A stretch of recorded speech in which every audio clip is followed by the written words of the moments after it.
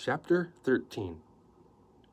On Monday morning, as Quillerin and Bunsen drove to Lost Lake Hills to inspect the Norton house, Quillerin was unusually quiet. He had not slept well. All night he had dreamed and waked and dreamed again, about interiors decorated in crunchy peanut butter and rice pudding, with accents of lobster and blackstrap molasses. And in the morning, his mind was plagued by unfinished, unfounded, unfavorable thoughts. He greatly feared that Koki was involved in the practical joke on the fluxion, and he didn't want it to be that way. He needed a friend like Koki. He was haunted, moreover, by the possibility of Tate's complicity in the plot, although his evidence was no more concrete than a disturbance on his upper lip and a peculiar experience with the dictionary. He entertained doubts about Paolo's role in the affair. Was he an innocent bystander, clever criminal, accomplice, or tool? And was Tate's love affair with his jade collection genuine, or a well-rehearsed act? Had the man been as devoted to his wife as people seemed to think?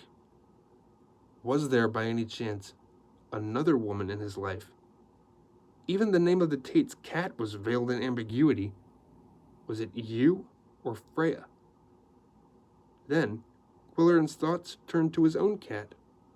Once before, when the crime was murder, Coco had flushed out more clues with his cold, wet nose than the Homicide Bureau had unearthed by official investigation. Coco seemed to sense without the formality of cogitation.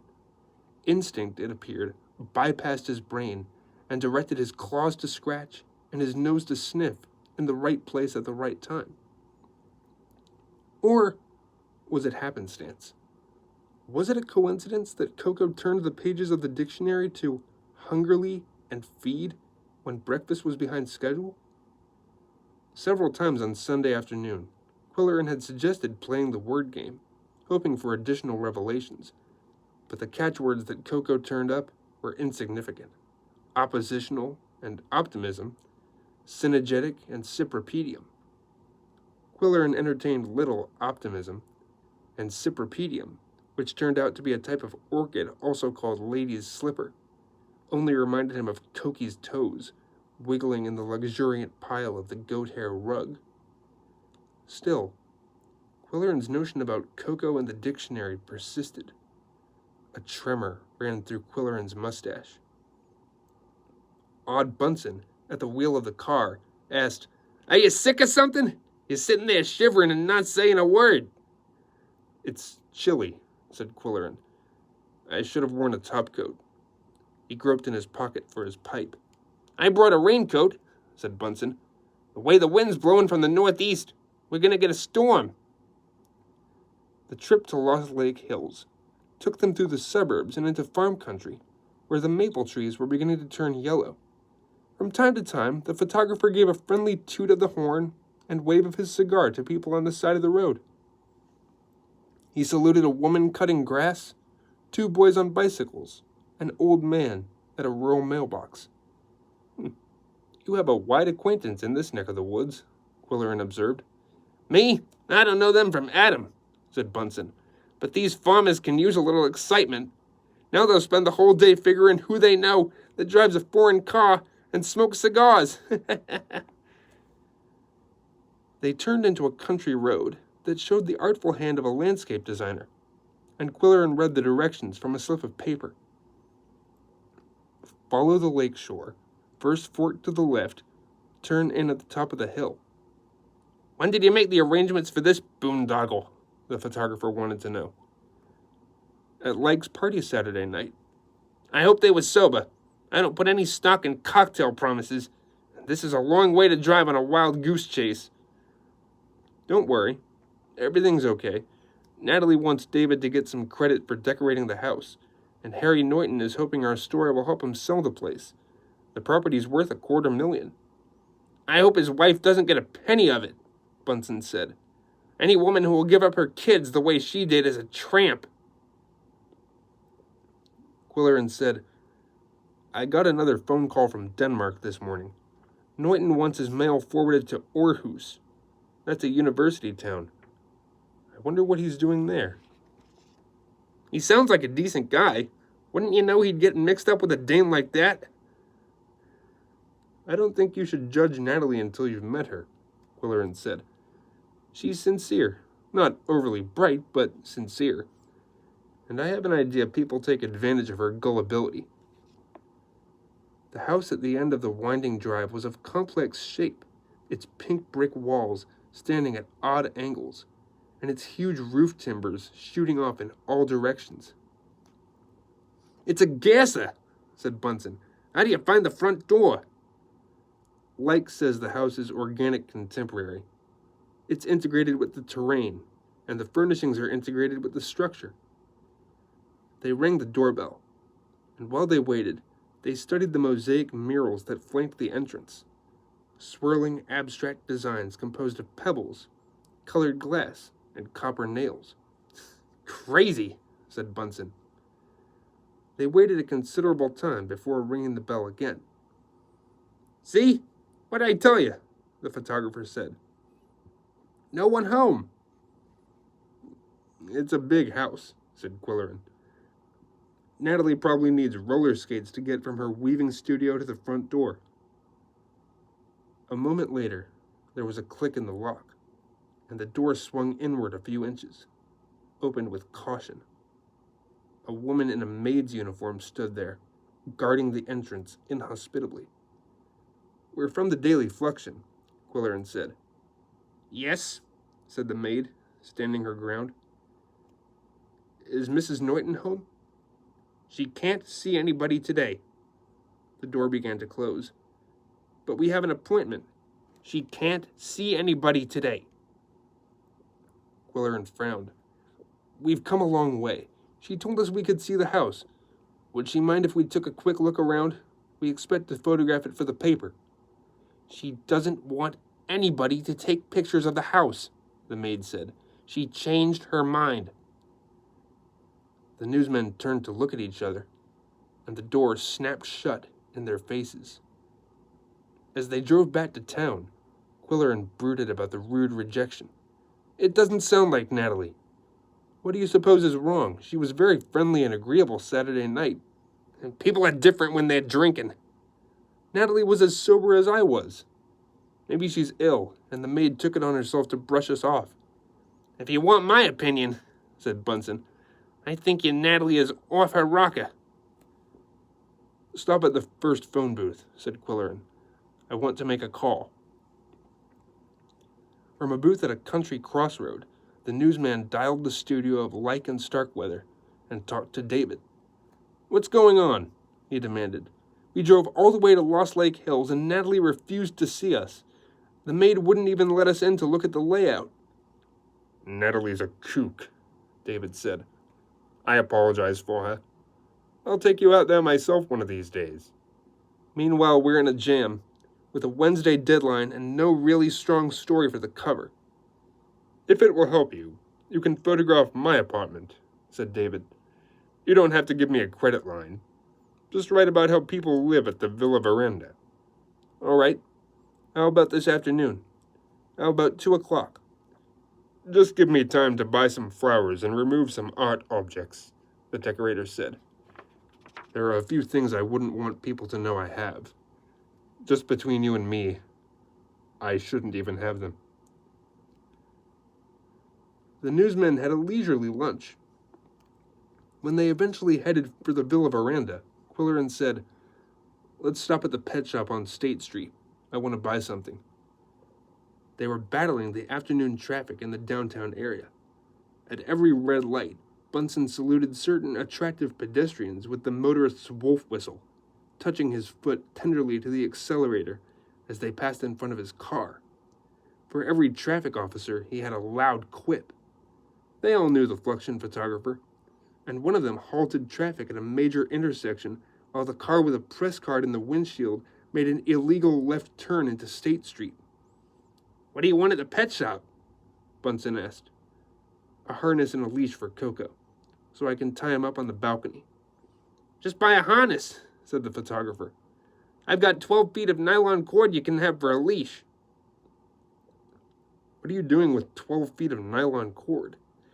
"Last fall, Bunsen said. "When I was covering football games, I lowered my film from the press box on a rope, and a boy rushed it to the lab. Those were the good old days.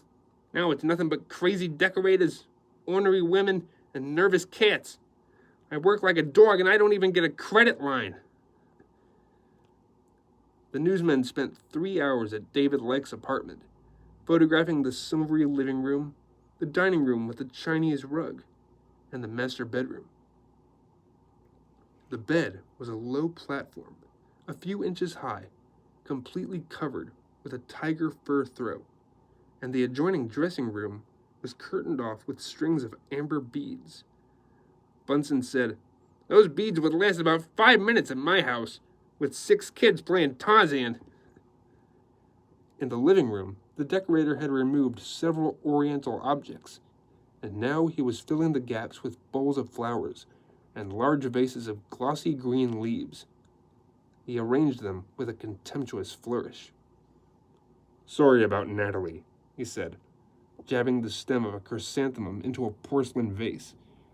"Now you know the kind of a situation a decorator has to deal with all the time. One of my clients gave his wife the choice of being analyzed or having the house done over. She picked the decorating job, of course, and took out her neurosis on me. There." He surveyed the bouquet he had arranged and disarranged it a little. He straightened some lampshades. He pressed a hidden switch and started the fountain bubbling and splashing in its bowl of pebbles. Then he stood back and squinted at the scene with a critical eye. "Do you know what this room needs?" he said. "It needs a Siamese cat on the sofa."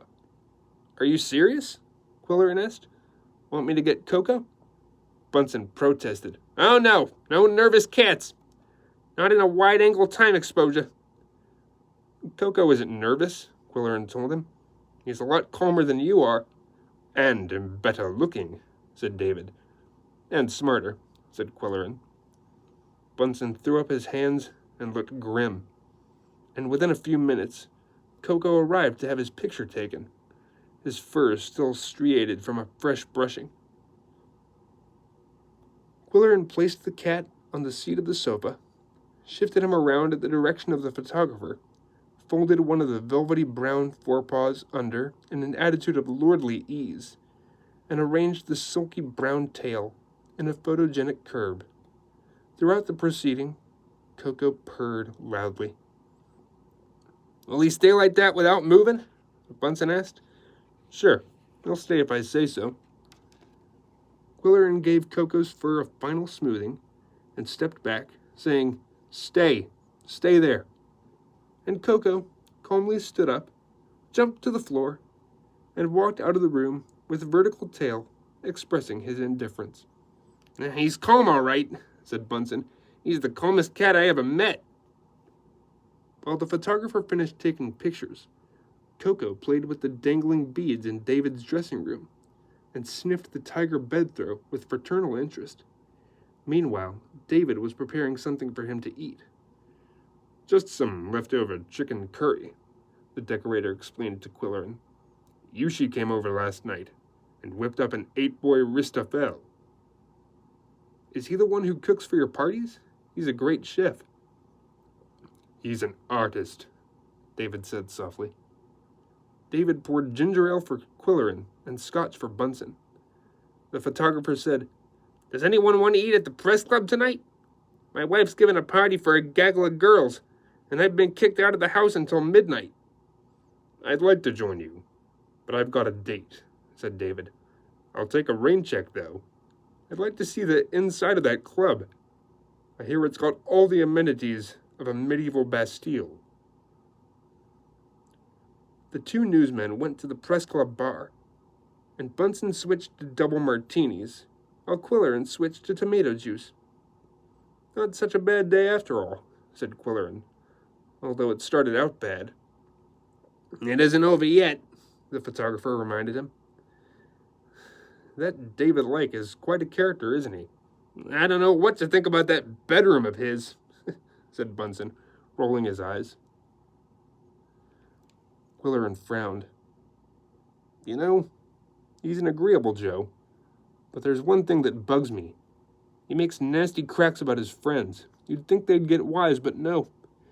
Everyone thinks he's the greatest. When he got looks and money, he can get away with murder."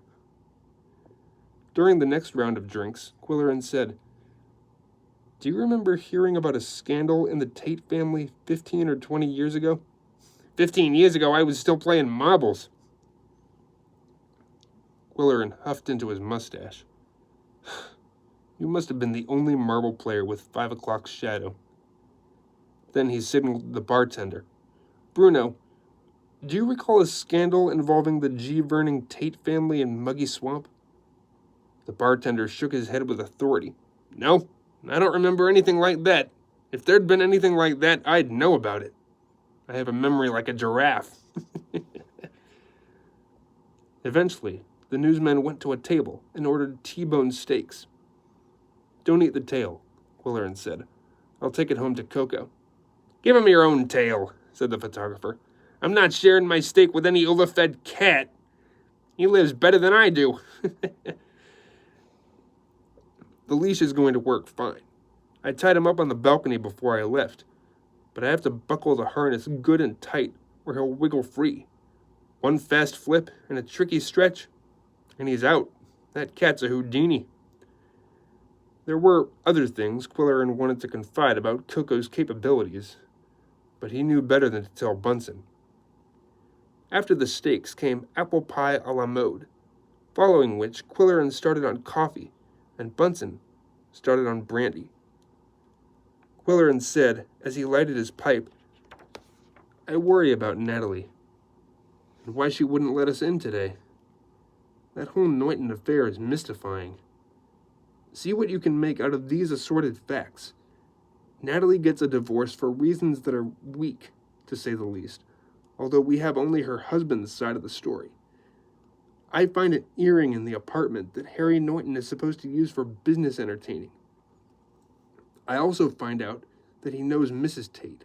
Then she dies, and he leaves the country hurriedly. At the same time, Tate's jades are stolen, after which he also prepares to leave town. What do you think?" "I think the Yankees will win the pennant." "You're crocked," Quillerin said. "Let's go to my place for black coffee. Then maybe you'll be sober enough to drive home at midnight." Bunsen showed no inclination to move. "I should bring the cat in off the balcony in case it rains," Quillerin said. "Come on, we'll take your car, and I'll do the driving." "I can drive," said Bunsen. "Perfectly sober." "Then take that salt shaker out of your breast pocket and let's go." Quillerin drove, and Bunsen sang. When they reached the villa veranda, the photographer discovered that the elevator improved the resonance of his voice. "Oh, how I hate to get up in the morning." "Shut up, you'll scare the cat." "He doesn't scare, he's a cool cat," said Bunsen. "A real cool cat." Quillerin unlocked the door of 15F and touched a switch, flooding the living room with light. "Where's that cool cat? I want to see that cool cat." "I'll let him in," Quillerin said. "Why don't you sit down before you fall down? Try that green wing chair. It's the most comfortable thing you ever saw."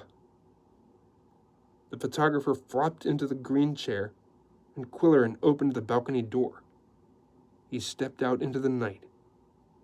In less than a second, he was back. "He's gone. Coco's gone."